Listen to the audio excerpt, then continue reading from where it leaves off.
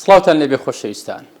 لە گفتوگویەکی تایبەت لەگەڵتانم کە گفتوگوی تایبەت ئەمجارم تایبەت کردووە بە ڕاپەڕێنی گەلی کورد لە ساڵی 1992 کە 32 ساڵ لەمەوبەر گەلی کورد لە پای زوڵم و زۆر و زۆرداریەکانی ڕژێمی بەعز گەلی کورد لە باشوور ڕاپەڕی لەگەڵ شاید حاڵێک قسەوباس یاخود پێشمەرگەی دەرینی و لامان کاتە پارتیزانی بەشداری ڕاپەڕێنی ساڵی 1991 مامۆستا ئەکرەم عارف لەم گفتوگۆ تایبەتە لەگەڵمانە مامۆستا بە خێراتیت. زۆر سپاس خۆشحاڵ بووم. زۆر سپاس مامۆستا ئەکرەم. مامۆستا لام گرنگە شاید حاڵێکی بەشداری ڕاپەڕێنی ساڵی 1991 بدوێنم ئەوە لە چۆ دەستان پێکرد تەنزیمەکانی ئەوە چۆن بوو و چۆن کورد ینی دەرکی بەمە کرد کە ینی کاتی ئەوەیە کە ڕژێمێک بەو شێوە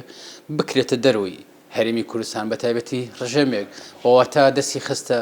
بینەقاقەی گەورە و بچووکی کورد نیەتی لەوە بوو کە لە ئەنفال و لە جینۆساید و لە کیمیابارانکردنی هەڵەبجە تا کوێرکردنەوەی گوندەکان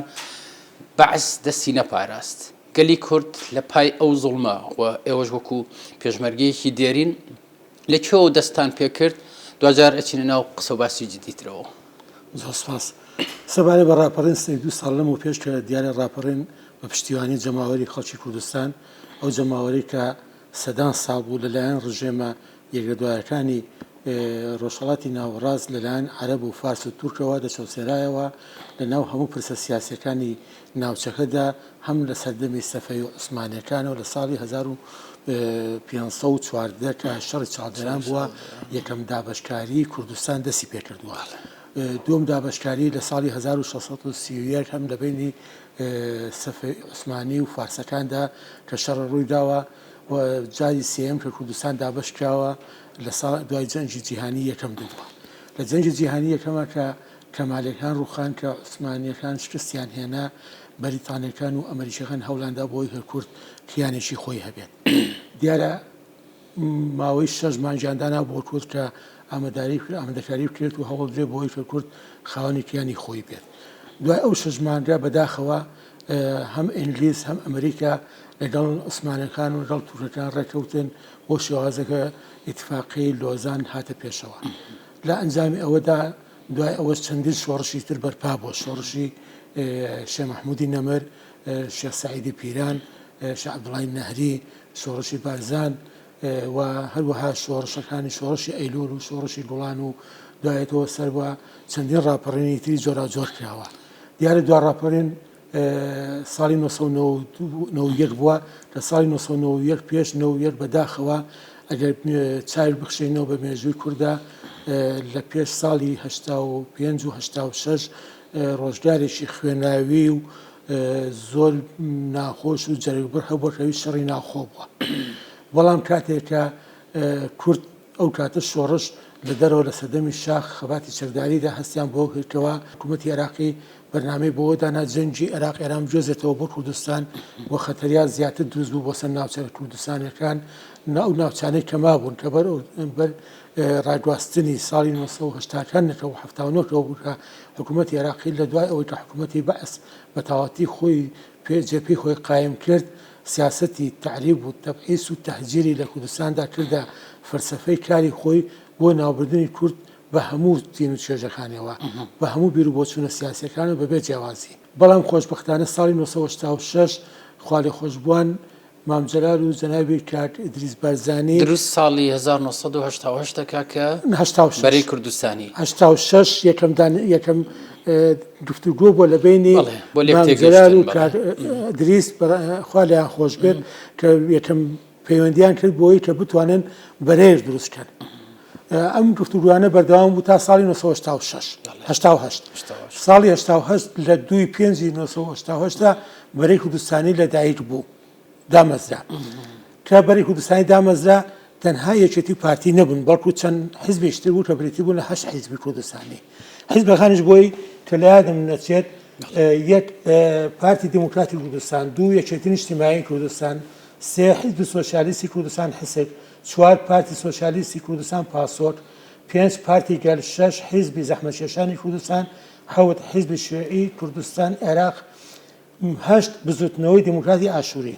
ئەمە پێمانەڵێ ڕاپەڕین دەرەنجامی یەکڕێزی نێو ماڵی کورد بە کۆی ئەحزابە کوردەکانەوە گەورە بچووک یعنی نێو ماڵی کورد ئەویش کە هەوێنی ئەم یەکبوونەی نێو ماڵی کورد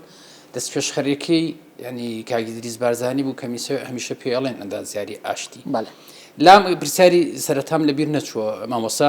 لام گرنگە ینی ئاماژە بۆ بدرکەی نێوماڵی کورد ینی کورد تەوا بوو بێ لە نێو خۆیان ئەو کاتە هێزێکی باشتری هەبوو و جەماوە لە پشتیەوە بوو و نێرانی هەمیشە ینی چۆکیاندا دایاوە لە نمونەی ڕاپەڕێنی ساڵی 1990 بوو بەڵێ من دەمەوێت ئاماژە بۆی سەرەتا دەستم پێکە چوومە سەبەری کوردستانی بۆی ئاماژە بۆ هەنگاوانەیە ئەو یەکبوون و یەک ڕزیانەی بزوتنەوە ڕزگاری خوازی گەلی کورد بکەم کە توانیویانە لە ئەنجامی لێکنزیبوونەوە لێک تێگەیشتن یەک هەڵوێستی دیاریکردنی یەک ئامانج هەردوو ئەو حیزبانەی کە بە زیاتر خاوەنی نفوذ بوون کوردستان ئاسوودە و ئارامتر بووە خەڵکی کوردستان جەماوەری کوردستان زیاتر متمانەی بە شۆڕش و بە کورد و کوردایەتی هەبووە زیاتر هاوکار و بیر و هاوخەباتی پێشمەرگە و خەڵکی خەباتژێر بووە هەر کاتە لایەنە کوردیەکان لولەی فەرهانیان لە بەرامبەر یەک بەکارهێناوەتەوە خۆکوژیان کردووە جەماوەر پاشەخشەی کردووە جەماوەر پشتی تێکردوون لە ئەوەی کە باوەڕیان بە خۆکوژی نەبووە لەبەرەوەی خەڵکی کوردستان تینووی ئازادی بووە تینووی سربەخۆییە قسەکانی مامۆسامان بۆ پشتڕاستەکاتەوە کە تەنزیمی هێزە سیاسیەکان یعنی کە خۆیان لە شار بوون ڕێخستنەکانیان کە لە شار بوون ئەو کاتی کە هاتنە ناو شار جەماوەر پیشگیریان کردن ئەگەر ینی ڕەنگی سەوز و زەرد و ئەم لایەن ئەو لایەنیش نەبوو بێت نا بەتاکیدەوە منەوە زۆر تاکەکەمەوە یادی ڕاپەڕین ساڵی 1990 بە پلەی یەکەم پیرۆزبایی لە خەڵکی کوردستان دەکەم چونکە ئەو سەرکەوتنی خەڵکی کوردستانە ئێمەی پێشمەرگە لە شاخ بوون ژمارەیەکی دیاریکراوین بەڵام بە پشتیوانی پێشمەرگە ئەو ڕاپەڕینیان کرد خەڵکی کوردستان ڕستنەکانی ناوشار کە ئێمە خۆمان ڕاستەخۆ بەشداریمان کردووە لە کۆکردنەوە و لە سازدان و لە ئامادەکاری بۆ ڕاپەڕین لەبەرەوەی سەرکردایەتی سیاسی کورد دەرچی بۆ کردوتە گۆڕانکاریەکی سیاسی لە عێراقا دەبێت و عێراق بەرە و ئاڵۆزیەکی نەهەموو دەڕواتە ئێمە دەتوانین سوود لەو بارودۆخە ببینین وە کوردیش توانیوێتی لەو کاتەدا بە تایبەتی ئەحزابی کوردی و هەردوو هێزی سەرشی کوردی یەکێتی پارتی توانیویانە پارتی یەکێتی توانیویانە بەرەیەکی یەکگرتووی کوردستانی دروستکەن کە ڕاپەڕین بپارێزێت چۆخ پێشتری ژەمێژووی بزوتنەوە خوازی ڕزگاری کوردیدا لە سەدەی 1970 و 90 و سەرەتای 20دا ڕاپەڕین و شۆڕش کراوە بەڵام بۆ شێوە یەک نەبوون بەڵکو میرەکان دژی یەک بوون ئیمارەتەکان دژی یەک بوون پلانیان لە بەرامبەر یەکە هەبووە لە ئەنجامی ئەوەدا ئەو ناکۆچی و ناتەباییکە ناو ڕێزەکانی کوردە هەبووە دژمنان و داگیرکەران سوودیان لەبینیوە توانیویانە زووتر ئەو حرەکە و ڕاپەڕین و بزوتنانەوە دامرچێنەوە بەڵام ساڵی 1990 کە ڕاپەڕین دروست بوو بەرهەمی بەرەی کوردستانیە بەرهەمی ئەو دیالۆگ و دانیشتنانەی جەنابی خاڵی خۆشببوو کاردیز بەرزانەی و لەگەڵ سەرکردایەتی یەکێتیدا لەگەڵ مام جەلال و لەگەڵ حیزبەکانی تریشدا توانیویان بەرەیەک دروستکەن کە ئەو بەرەیە خزمەت بە بزوتنەوەی ڕزگاری خوازی لێ کردووە ئەو ئاماژەوە دەست بێ و لێرەدا یەک بابەتیشتی ئەگەر پێشتر بەرەی کوردستانی لە دایر نەبووایە لەگەڵ گۆڕانکاری لە عێراق و دروستبوونی ئاڵۆزی و دروستبوونی ڕاپەڕیندا ڕاپەڕین هەدا دەمرکایەوە و نەشێت توانین کوردێک خۆی سوودی دەبینێت بەڵام توانیان بەو یەکگرتووە بەو بەرەی یەکگرتووە توانیان هەر بۆیە لە پەیامەکەی جەنابی سەرۆک بارزانی یانی جەخت لەسەرەوە کاتەوە کە چۆن نابێت ئەم دەستکەوتە ئەم ڕاپەڕینە و دوجار ئەم دەستکەوتانەی کە هاتوون لە دوای ساڵی 1990ەوە چۆن نابێت بە حیزبی بکرێت ڕاستە بەڵێ پامەکە ئەوە بۆ کە بتوانین ئێمە ئەو فەراغی ئیداری کە دروست بووە دوایەوە کە ڕژێمی بەعز لە ناوچەکانی کوردستان نەما و کۆڕە و دروست بۆ دوای کۆڕەویش ڕاستە گفتوگۆی لە حکوومەتی عێراقی کراوە گفتوگۆیە کە وەفدەکان گفتوگوات مفخۆزات چوونە بەغا دانیشتنیان کردووە عێزەت دووری و سەرانی ڕژێمی بەعز ئەویان بە وەفدەکەوتووە بۆچی جەنابی سەرۆک نەهاتووە بۆ بارزانی نەهاتووە بۆ دانیشتوانان کە دانیشتنی یەکەم و دووەم جەنابی سەرۆک نەچووە ئەو بووە لە وەفدەکەوت جەنابی کات نێچیبان بارزانی و توێتی هەر کات ئێمە دڵنیا بوون لەوەی کە ئێوە مافەکانمە بەدەست دێنین ئێمە جەنابی سەرۆک خۆشی دێ هەتا وەکو مقۆم خۆی دروست بۆ کە جەنابی سەرۆک بۆیە نەهاتوتە گفتوگۆکانەوە کەوا وایە لەبەر ئەوەی کە 8,000 بارزانی و ژمارەیەکی زۆر لەما کە سوکاری خۆی لەلایەن ئێوە شهید کراون و تیرکران و بێسەر شەر کراون يعني یەکەم مەرجی ئەوە بۆ سۆراغی ئەسک و پروسکی ئەنفالی ئەکرد کە لەسەر دەستی ڕژێمی بەعز ئەو پرۆسی ئەنفالە ئەنجام هەندێک کەس وا تەفسیریان دەکەن بەڵام جەنابی سەرۆک بازاری بە پێی مێژوو داتاکان کە تۆمارکراون ئەو نایبەسێتەوە بە کەیسی خۆی گرنگ پەیامەکە مامۆستا ئەو زیانی ئەلێرایە ڕژێمی بەعز ناچار بە گفتوگۆ کرا لەگەڵ ینی لایەنە کوردیەکان ئەوش ئەنجامی چی ئەنجامی 1 ملیۆن ئاوارەی کوردستانی لە کۆڕەوە کە بەرەو شاغ ڕۆشتن لە پشتیوانی حرەکەی کوردیدا حکوومەتی بەعز دڵنیا بوو لەوەی کە خەڵکی کوردستان تازە ئەوانی نای قبول نییە بە دەسەڵات ئەوانی قبول نییە بە حکومڕایی لە کوردستاندا تەوەرەکەی من لەگەڵ مامۆستا ئەکرەم ینی ئەمەیە کە پێداگیری کورد کە هەرگیز ینی زوڵم و ئیسیبداد و چەسانەی ڕژێمەکانی قبول نەکردووە ینی ئەوەی کە لە ڕاپەڕێنەکە ڕوویە ئەمەیە کە بڕیاری 380 دەرچوو بەڵێ ئەنی قسە و باسەکە لێرە هەمیشە ئەم ڕۆحێتە لە کووردا هەیە کە زوڵم و زۆر قوبڵ ناکە سەرڕای ئەوەی ڕژەمە یەک لە دوایەکانی پێشووی عراق ینی خاک و ئاوی خۆیان ئەدۆڕان بە وڵاتانی دراوسێ بە زەوەی مافی کورد نێن ڕاستە من کە باسێکی مێژووی من کە باسی ئاماژە بەو گفتوگۆی بەغداکەم هەر لەو کاتە کە حکوومەتی عێراقی کە ناچار کرا گفتوگۆ حرەکەی کوردیدا بکە دەیویست کە لێم خاتە ناو بزوتنەوە ڕزگاری خوازی کوردەوە کە دوایە جەنابی کاک مەسعود ئەم گفتوگۆی قبول نەبووە نەهاتۆتە بەغدا دروست ئەمە بەڵام گەشت ئەوە قەناعەتەی کە حکوومەت دوای ئەوەی کە جەنابی سەرخۆشی چوو بوو دانیشتی گەڵاکرد بوون گەشتبوون ئەوەی کە دڵنیا بوون حکوومەتی عێراقی هیچ بۆ کورد ناکات بەیەکەوە هاتنەوە بیریان لەوە کردەوە کە ئەو فەراغی ئیداری کوردستاندا هەیە پڕی بکەنەوە ئەوش بەچی بە دروستکردنی حکوومەتێکی محەلی خۆمان و هەڵبژاردننی پەرلەمان کە لە 1992 ئەنجامدا ئەمیش بەرهەمی بەرەی کوردستانیە یەکەم وتار دوای ڕاپەڕێنەک لە ساڵی 91 ینی ئەمە بوو کە جەنابی سەرۆک لە کۆیە ینی باز لە دروستبوونی مؤسسەسەیەکی دیموکراسیەکە کە ینی دوور بێ لە دەستی حزبیەوە یاسایی بێت ڕاستە دیارە ئەمە هەنگاوێکی زۆر باش بوو ئەمە تا هەموو دەستەوتەکان ئەگەڕێتەوە بۆچی بۆ بەرەی کوردستانی دروست ئێمە ئەگەر هەر بە سەریعی بەسەر چەند یەکگرتنێکی یەکێتی پارتیە حرەکەی کوردیەوە بچین بۆ دوار و خانی سەدام حوسێن مامۆستا ئەو دیمەنە زۆر سەرنجڕاکێشە دراماتیکەم پیشان بیتەوە لە ئەو کاتی کە پێشمەرگە و جەماوەر ینی کە ڕژێمیان دەرکرد ئەو دیمەنە لە لای من ینی لە فلیمە زۆر ئەوە کە تراژیدیەکانەکە ئەویش ئەم لە سوورەکە سێخناق بوو لە ینی زیندانی سیاسی ینی ئافرەت پیا و ینی خوار 18 ساڵ ئەو دیمەنی ئەم لە سوورەکە ینی خەڵکی و پێشمەرگە زیندانەکانیان ئازاد کرد لە ئەم لە سوورەکە مەبەستم لەوێ ئەوەکو ڕەخسنەکان کە دابەزینە کاتە چۆمان چەندە ڕەخسنەکان کاریگەر بوون لە هاندانی جەماوەر و پێشڕایەتیکردنی جەماوەر و بەشداریکردن لە پرسی ڕاونانی ڕژێمی عێراقی و ئازادکردنی ئەو زیندانیانە و هەروەها دەستگرتن بەسەر دام دەستگاکانی حکوومەتی بەعس و داپلۆسەنەرە ئەوەندەی کە ژنان دایکی شەیدمان دەبینی بە حەماسێکی نەتەوەیی نیشتیمانی کوردانە هاتبوو پەلامار بدات بەبێت چەک و بەبێ شتێک پەلاماری ئەم نەسوورەکە بدات ئێمە کە هاتینە مزگەوتی عەلی کەمال دەبینین بە سەدان پیرێژن و ژنی گەنج و کچ هاتوون نان و خواردنیان بۆ پێشبەغە دێنا کە پێشبەغە هاتوو بەشداری لە مەسەر پرسی ڕاپەڕین کردووە ئەو حەماسە نەتەوەی نیشتیمانی کە لەم شارەدا هەبووە بەڕاستی من هەمیشە شانازی بە شارەکەمەوەکەم کە شارێکی بەڕاستی کە لەو پێشنیان شاری هەڵمەت و قوربانی بەڵام ئەوەی کە لێرەدا